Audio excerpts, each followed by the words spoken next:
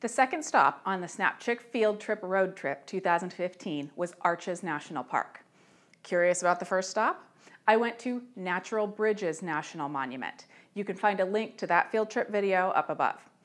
After a day and a half at Natural Bridges, I was on my way to Arches National Park for an all-out photography and hiking adventure.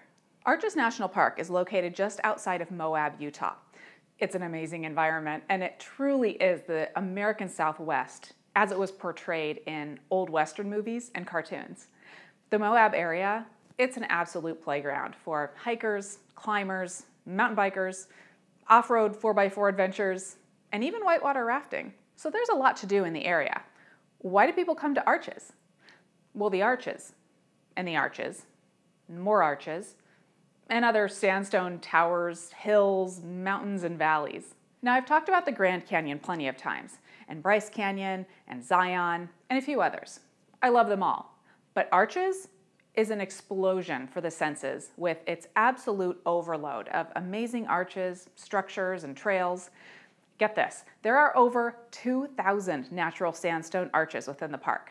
Now, they're not all as intricately crafted as arches like this, and this, but I learned that if you stand in any one spot and look around the park, you'll start to see arches practically appear out of thin air.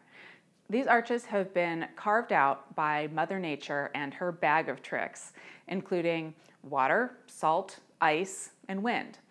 In fact, in the park, you can see every stage in the life cycle of an arch, from fins that haven't had the center carved out yet, to very thick arches that are still eroding, to thin arches, which can appear very fragile, and then to collapsed arches that have ultimately become too thin to support their own weight.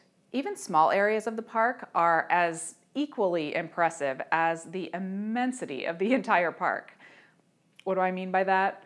It means that wherever you are, there are breathtaking views. I hiked on the 9-mile Devil's Garden primitive loop. It seemed like I was taking pictures every few steps as I lurked further and further into these immense sandstone structures. In fact, if you're an experienced hiker and a bit of a rock climber, the trails in the park are a great way to get up close and personal with some of the arches that are off the beaten path. There are all sorts of nooks around some of the hidden arches. One in particular, Navajo Arch, reveals this incredible peaceful chamber with trees. Once I arrived at this beautiful oasis and discovered a few others like it, I realized that this park truly is something special and unique. Even with over 1 million annual visitors, it was not difficult to find quiet places in the park where I could sit, study the amazing processes that have shaped these rocks, feel very close to nature, and hydrate. Always hydrate when you're out hiking in the desert. In fact, it was hot. And I made sure to just take it easy on that long, hot, rocky hike. Always be prepared and take more food and water with you than you think you might need. I found myself doing side hikes, which lengthened the mileage and duration of my hike, so I was really glad that I brought the extra supplies with me. Now, what if you're more inclined to see the park by vehicle than by foot? You're definitely not left out. As I said, every part of the park is a feast for the eyes. Just driving into the park packs more excitement than you will get at many places. Here we are arriving at the park on our second day there. Whether it's sunrise, midday, or sunset, there's plenty to look at. In fact, you might find yourself at the same location 2 or 3 times during the day, taking more pictures as the light changes. Arches is practically built for photographers, and there's no place in the park that draws more cameras than Delicate Arch. You've seen it online, in books, on TV, and even on license plates. Delicate Arch is a true symbol of Utah, and it's nothing short of amazing. It takes a little bit of work to get there, about 1.5 miles of hiking. It's quite an ascent too, about 500 vertical feet up from the parking area.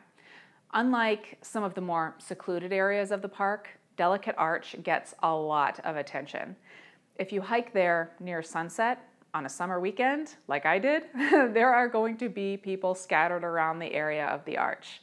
And when you get there and you see that ideal spot for getting a picture perfect of the arch, there may already be a dozen photographers with their tripods all set up around that exact spot. I'm the first to admit that going to a special place and then seeing a lot of people around it can be not as fun as if I had the place to myself. But of course, I'm there too, just like the others. My advice, though, is if you do find that you can't get quite the shot that you want, go with the flow and maybe try to get something a little bit different than that same photo that everyone seems to want to take and seems to be hanging in every hotel room. Arches National Park is the real deal.